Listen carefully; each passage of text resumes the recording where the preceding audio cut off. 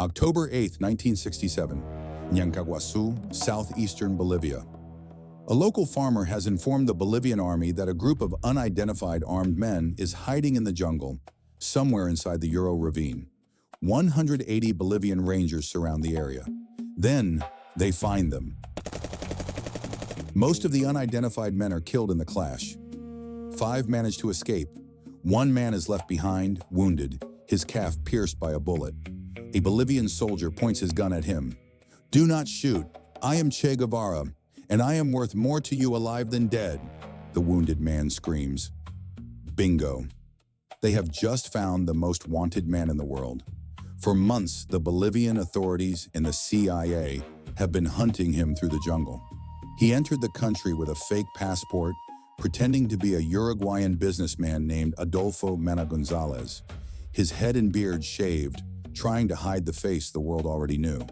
He believed he could start a new revolution in Bolivia, one that would ignite all of South America against U.S. influence across the continent.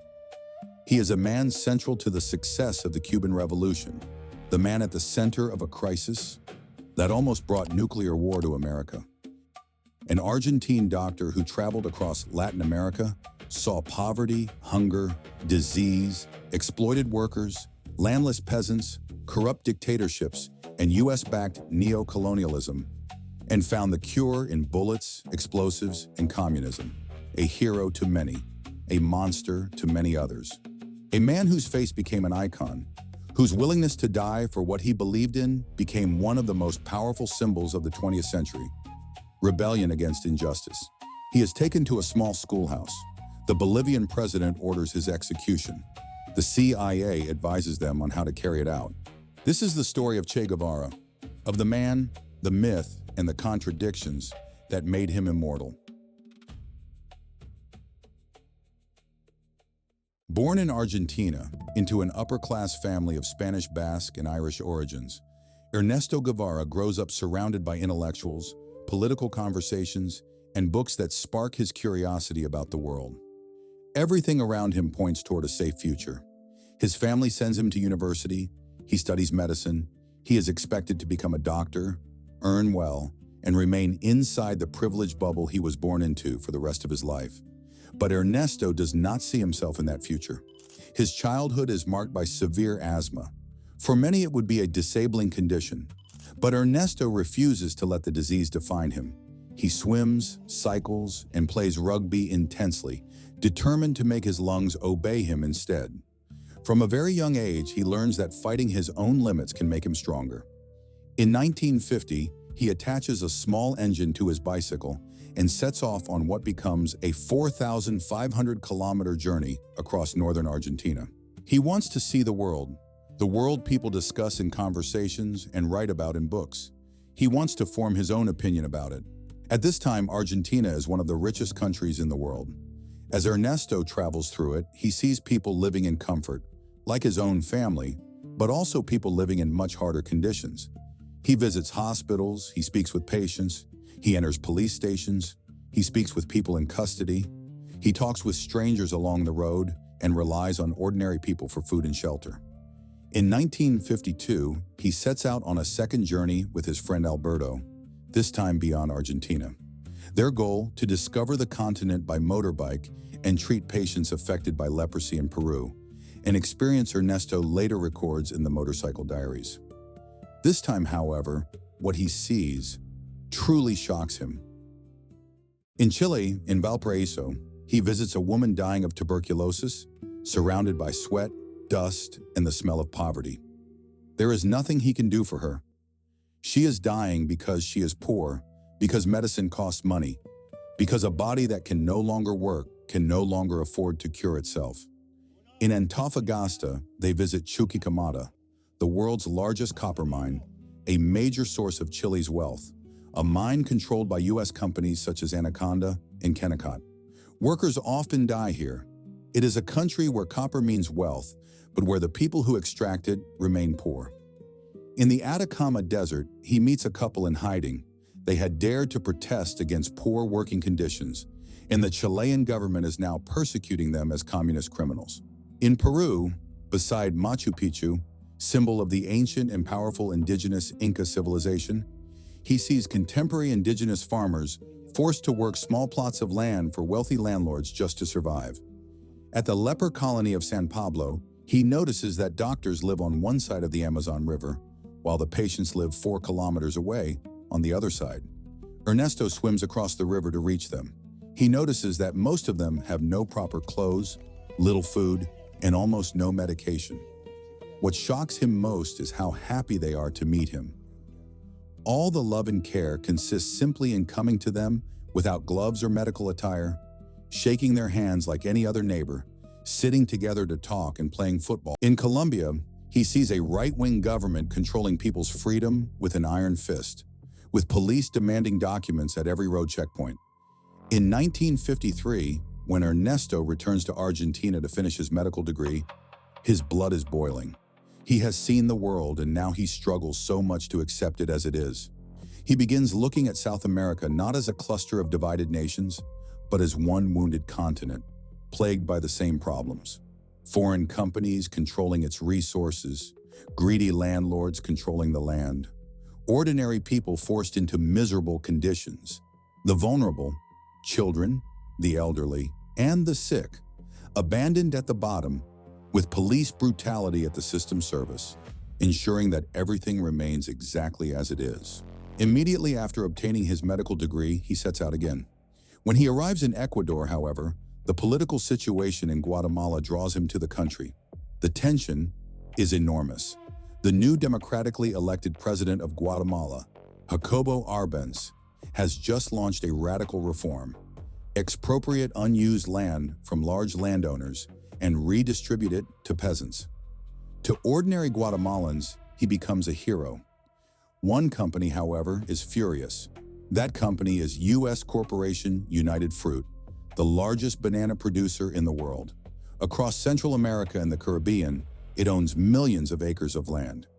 Over decades, it built warehouses, railways, and ports to export its produce more easily. It bought competitors, influenced politicians, and became so powerful that people call it the octopus. The octopus, instead of operating as one company inside an economy, becomes the economy of these countries. It becomes so important that their governments stumble into second place. These are the banana republics, formerly independent countries, dependent on a foreign company. In Guatemala alone, United Fruit holds 40% of the country's arable land, or 2,200 square kilometers, 850 square miles. When Arbenz seizes 40% of United Fruit's land and redistributes it, the company lobbies Washington, accusing Arbenz of communist reforms. Shortly after, Colonel Carlos Castillo Armas invades from Honduras and deposes Arbenz through a coup d'etat.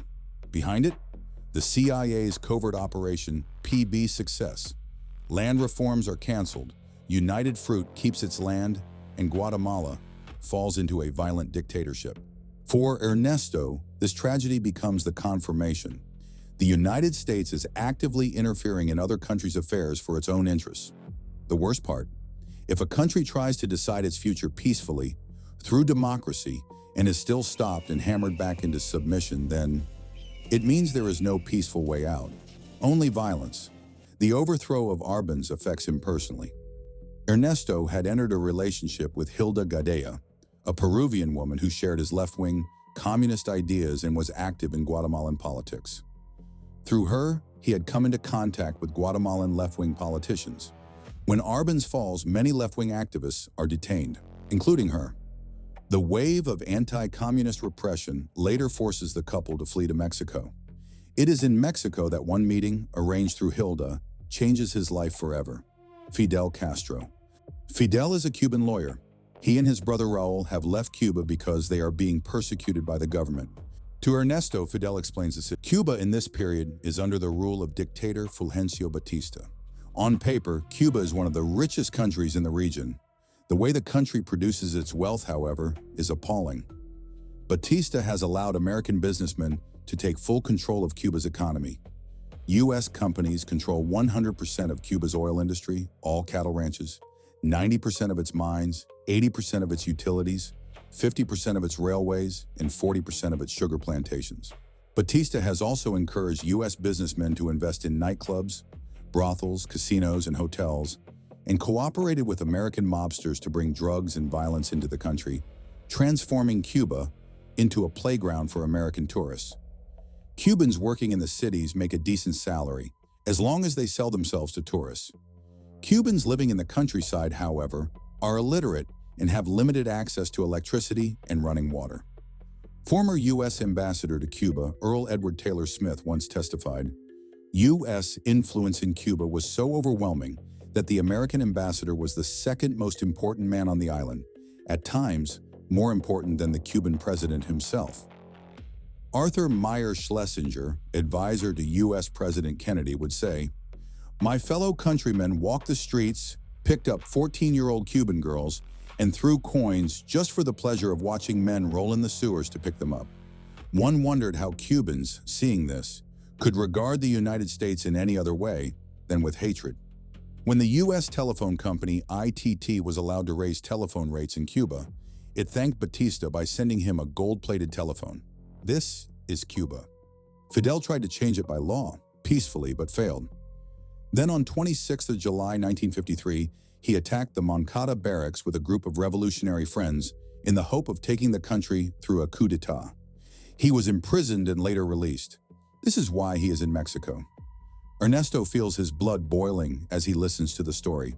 Between Ernesto and Fidel, a friendship begins, built on shared ideals and a shared hatred for U.S. imperialism.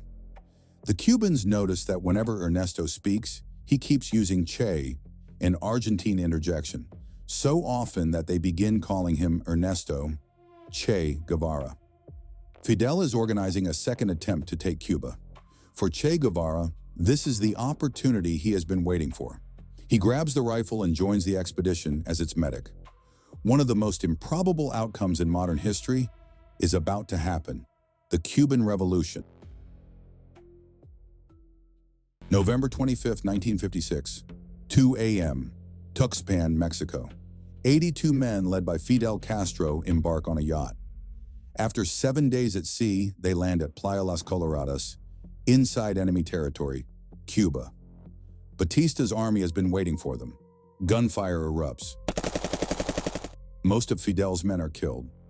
Che Guevara, while running, famously drops his medical box and picks up ammunition from a fallen comrade. Ernesto, the doctor, has just become Che Guevara, the rebel. Guevara becomes essential to the guerrilla struggle. He sets up workshops to make grenades, builds ovens to bake bread, organizes schools to teach illiterate peasants, establishes health clinics, creates a newspaper, and even a clandestine radio station, Radio Rebelde. He becomes so fundamental in winning the support of Cuban peasants that Fidel promotes him to comandante. When a peasant, Eutimio Guerra, bribed by Batista's forces, betrays them and reveals their position, Guevara records in his diary how he carried out his first execution. "The situation was uncomfortable for the people and for Eutimio, so I ended the problem, giving him a shot with a .32 pistol in the right side of the brain, with exit orifice in the right temporal lobe." Over the years, more peasants joined the cause. At the Battle of Santa Clara, Guevara delivers the final blow. His men derail one of Batista's trains loaded with soldiers, weapons, and ammunition. Around 300 rebels defeat a force of 3,000 demoralized government troops. Batista flees to the Dominican Republic with a fortune worth up to $7 billion today. Bribes, cash, jewelry, and art. Almost 30% of the Cuban economy. On January 8, 1959, Fidel declares victory. In Havana, the people celebrate. Cuba has just changed hands. Fidel grants Che Guevara Cuban citizenship and tasks him with cleansing the country. At La Cabana, Guevara reviews the cases of Batista's former officials. Some biographers say he pardoned as many as he could. Others, that he executed as many as he could. The case that makes history is that of Colonel Rojas. He is first brought outside without handcuffs, making his family believe he has been pardoned. Then executed live, one of the first televised executions in world history. He is one of up to 100 people executed on Guevara's orders. According to a famous Cuban story, during a meeting, Fidel asks, "Do we have a real economist here?" Guevara quickly raises his hand. Fidel appoints him. Only later does Guevara realize the mistake. He thought Fidel had asked for a true communist. Guevara suddenly finds himself at the head of Cuba's economy. Fidel also appoints him president of the National Bank, finance minister, and minister of industries, while Guevara is also already organizing Cuba's armed forces. Immediately, the socialist communist remaking of Cuba begins. He begins by limiting estates to a maximum of 4 square kilometers. Through the National Institute of Agrarian Reform, he expropriates all land above that limit. U.S.-based companies alone lose 2,000 square kilometers of land. He bans foreign companies from owning sugarcane fields, Cuba's main crop. Later, he proceeds to nationalize private businesses. The move immediately scares investment away from the island. The U.S. response is furious. A full embargo.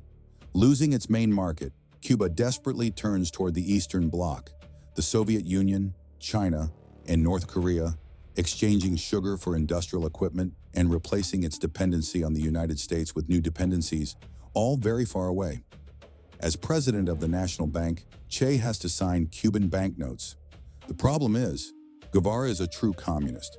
He feels disgusted by money, so instead of signing them with his full name, he signs them as Che. On the positive side, Che Guevara launches the most successful literacy campaign in history. In 1961, Cuba sends 250,000 teenagers, students, and teachers into the countryside to teach peasants how to read and write. In many rural areas, literacy had been as low as 40 to 50%. In just 1 year, Cuba's literacy rate rises to 96%, suddenly making it one of the most literate countries in the world. He also goes to the University of Las Villas, attended mostly by white middle-class Cubans, and declares that the university must now paint itself black, mulatto, worker, and peasant too, opening itself to all people, regardless of background or skin color. Otherwise, he says, he will break down its doors and paint it that way himself. Guevara designs a 4-year plan to industrialize Cuba. He fantasizes that his plan will deliver 15% annual growth, turning Cuba into the richest country in Latin America. But his dislike for profit soon proves devastating. At the center of this vision is the new man, a citizen driven not by profit, but by moral duty, sacrifice, and loyalty to society and the revolution. Guevara tries to show everyone what that means. He works 30 hours straight, takes calls as a minister while eating on the run, and spends his free time cutting sugarcane and laying bricks. He gives workers high targets. Those who meet them receive trophies and certificates of congratulations. Those who fail, salary cuts and labor camps. As material incentives are removed, productivity plummets. In his writings, Guevara argues that it does not matter how many kilograms of meat a man eats, how many times a year he goes to the beach, or how many Western clothes he can buy with his salary. What matters is whether he feels more complete, more responsible.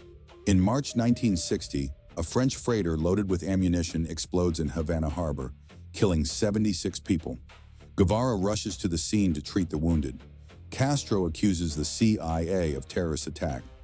The next day, during the memorial service for the victims, Alberto Corda takes the famous photograph of Guevara, Guerrillero Heroico, which becomes one of the most iconic images in history. In 1961, the United States invades Cuba with 1,500 Cuban exiles at the Bay of Pigs, a CIA-led operation.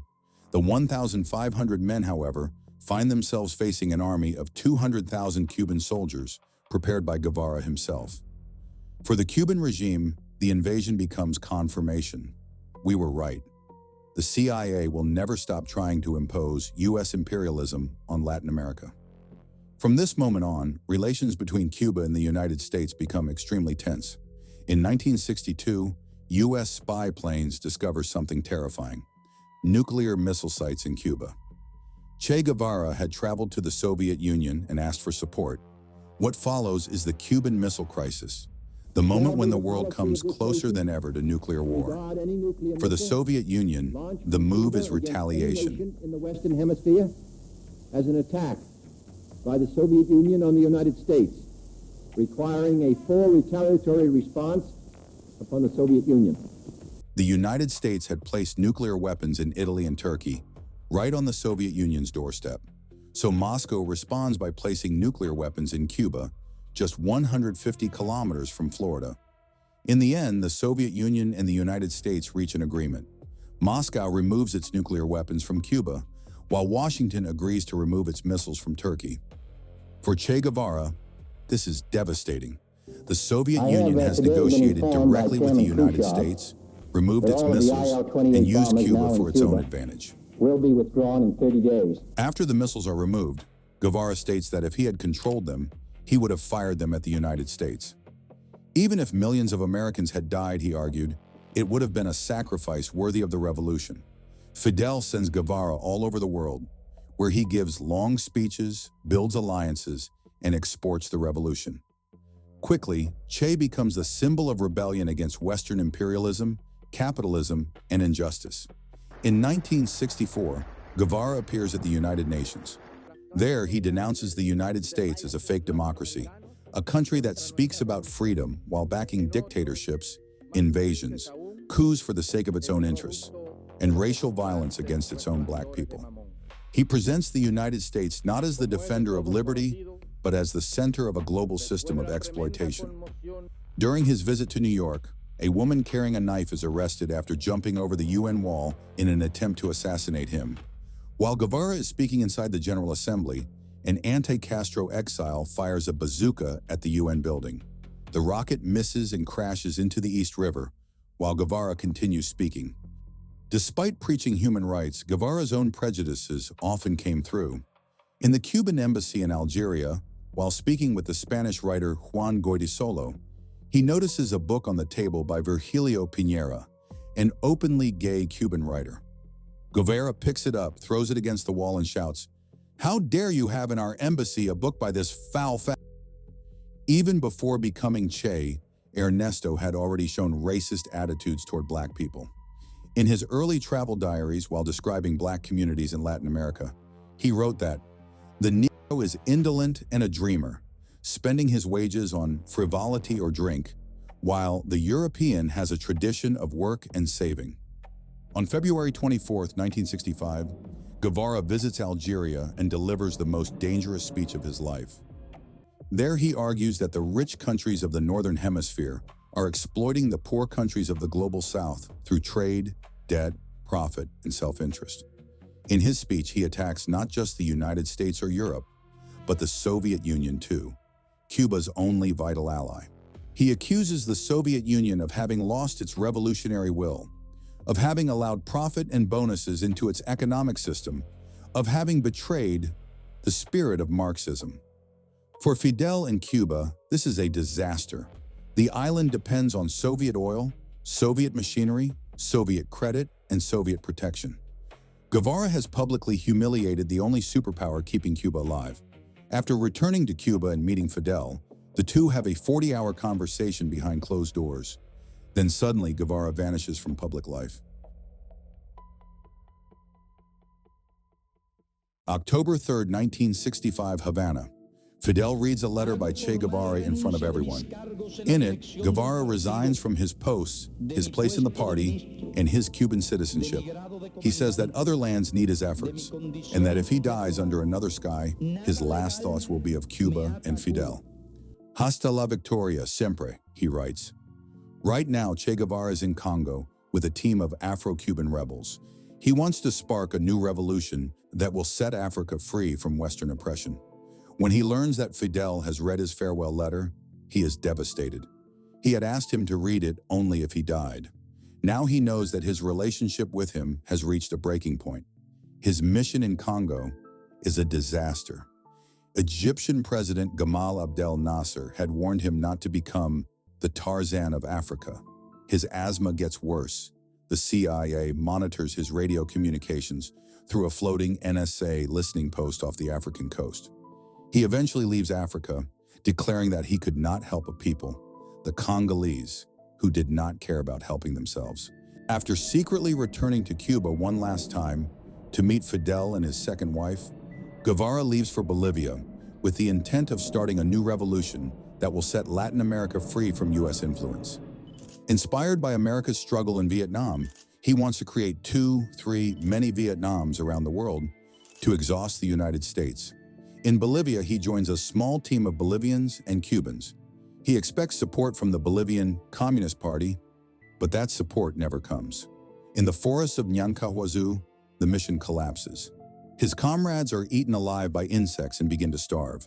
Their radios fail, and they lose contact with Cuba. Communication with the locals is also a disaster. Guevara's men had learned Quechua, while locals speak Guarani. Due to hunger, lack of money, and Guevara's desperate need for medicine to control his asthma attacks, the group begins raiding villages and pharmacies. The local peasants, instead of joining them, report them to the police. Instead of becoming the spark of a continental revolution, Bolivia becomes their trap. His asthma attacks become so severe that without medicine, Guevara lies with his torso, stretched across tree trunks, wraps his arms around them, crushing his chest against the wood to force air in and out of his lungs. When he is finally captured and brought to the schoolhouse, he looks like a beggar, wounded, filthy, his clothes torn to shreds, his hair caked with mud. To the local teacher, he complains that her school is falling apart while government ministers drive Mercedes. Even with his hands tied and leg wounded, when a guard mockingly takes the pipe from his mouth, Guevara knocks him down and spits on him. Before his execution, Felix Rodriguez, a Cuban CIA agent who had participated in the Bay of Pigs invasion, takes one last photo with him. Felix instructs the executioner not to shoot Guevara in the head, but around his body so that it looks as if he died in combat. In front of his executioner, Guevara says words that will become legendary. "Calm down and aim well. You are only going to kill a man." He is shot first in the legs. On the ground, he bites his wrist in pain, trying not to cry out. A few shots later, he is dead. His body is carried away and shown to the public in Vallegrande. His Christ-like appearance sends a shockwave around the world. His hands are cut off and sent to Argentina for fingerprint identification. His body is later thrown into a mass grave, its location revealed only in 1995, and his body found in 1997, sparking enormous protests worldwide. One declassified CIA assessment reportedly described him as fairly intellectual for a Latino. After his death, legendary phrases begin to circulate around his name. Better to die standing than to live kneeling. The life of a single human being is worth more than all the property of the richest man. And if you tremble with indignation at every injustice, then you are one of mine. Today, much of what Guevara did has faded from collective memory. What survived is something simpler, cleaner, and easier to sell. The romantic image of a man who fought injustice until the end of his life. His face now appears at protests worldwide. You can now buy his t-shirts, posters, mugs, and pins with his face on them. He fought capitalism all his life, and capitalism now sells his revolution for just $9.99.